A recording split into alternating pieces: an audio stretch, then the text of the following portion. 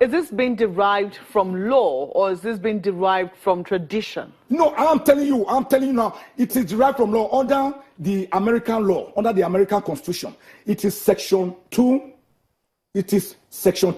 Article 2, Clause 2 of the American Constitution, which is the equivalent of that's how Section 2(3) of the EFCC Act. They use advice and consent in America. We use confirmation here. So perhaps the American Constitution is very clear, and we've seen how it's played out. You've also talked about how our Senate here they've rejected certain ministers and heavens did not fall. Yes. But then we've also not seen, in very clear terms, ministers being appointed in acting capacity pending the confirmation of the Senate. That has not been the process here as well. Yes. What we've seen is that people are nominated by the president and they are not confirmed as ministers until they have been through the Senate. Let me tell you. But the EFCC seems to be a bit different. We've seen it's not different. Situations where people are appointed in acting capacities. It's not different. Pending their confirmation by the Senate. When you appoint a person in active capacity, yes, it is towards an end.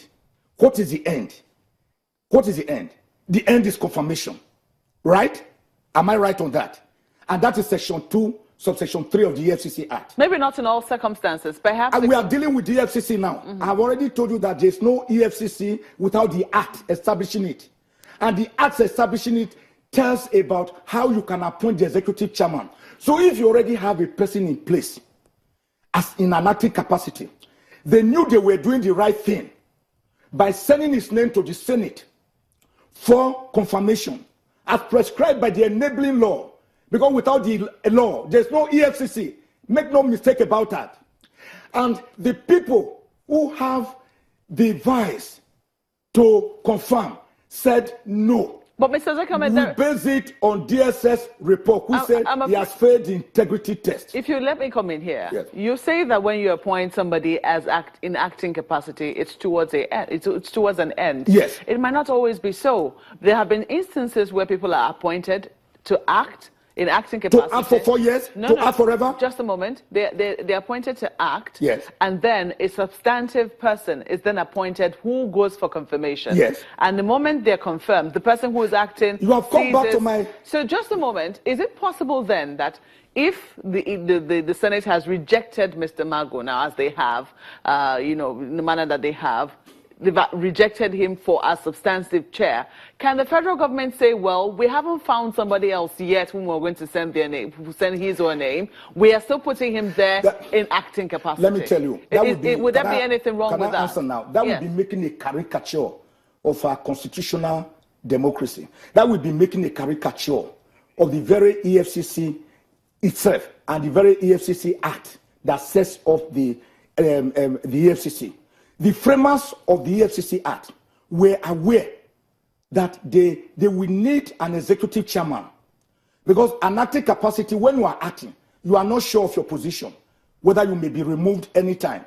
But once you are confirmed, you cannot be removed anyhow. For example, under section, from sections 153 to 159 of the Constitution, you have certain bodies like INEC, like CCB, Code of Conduct Bureau, Federal Judicial Service Commission, National Judicial Commission, Police Service Commission, Police Council, National Council, National Defense Council. All these positions, for example, now once they are confirmed by the Senate, the president cannot remove the heads except with 2/3 majority votes of the Senate. That is to protect their tenure. In the case of EFCC, the framers of the Act were careful to say, we need an executive chairman. It didn't say we need an acting executive chairman or an acting chairman. How do we get the executive chairman under Section 2, Subsection 3? It is by going to the Senate, because this is under the tripartite doctrine of separation of powers, clearly established in Sections 4, 5, and 6 of the 1999 Constitution. This is the doctrine that brings about checks and balances so that there will be no absolutism, so that we will not come to a time when we will again regress into the state of Louis XIV of France, who will beat his chest famously and imperiously and say, "L'état c'est moi," I am the state. It is to check that the president will not, for example, go and bring his son and say, you are chairman of EFCC, you go and act forever. So they need the bona fides of the Senate. Once the Senate has rejected, that puts an end to it. And that is why I've given you instances from America, which is their Section 2, Article 2, Clause 2 of their Constitution, which is the equivalent of our Section 2, Subsection 3 of the EFCC Act. Once a rejection has come, it means that the president has to look for another person, because EFCC cannot be about one man alone. That will also be making a country of 180 million people look ridiculous. Now, Chief, I'm afraid that we have to wrap up very quickly. But people who argue that there is no law, I mean, saying that you cannot represent him or he cannot continue in acting capacity, aren't they correct? I say they are wrong. They are wrong. They are wrong. They are wrong. I've shown you the law. They have been pointing out, oh, there's Section 11 of the Interpretation Act, which says you can be in an acting capacity. See, the Interpretation Act comes into play when there's a lacuna, when no provision has been made in a law.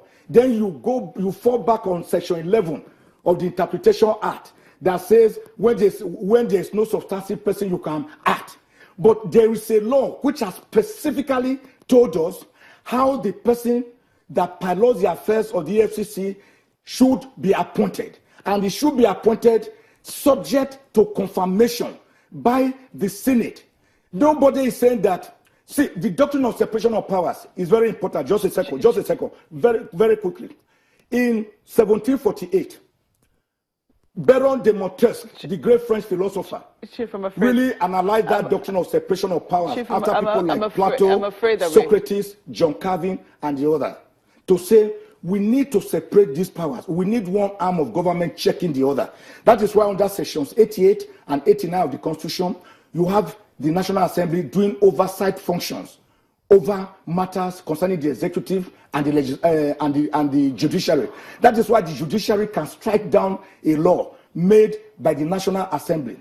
All these are for checks and balances. When you ignore that doctrine, that halal doctrine of separation of powers, and you say we are using brute force, and that, oh, this man must stay there in an acting capacity, whether we like it or not, then we are making nonsense of the. In fact, it is corrupt in itself.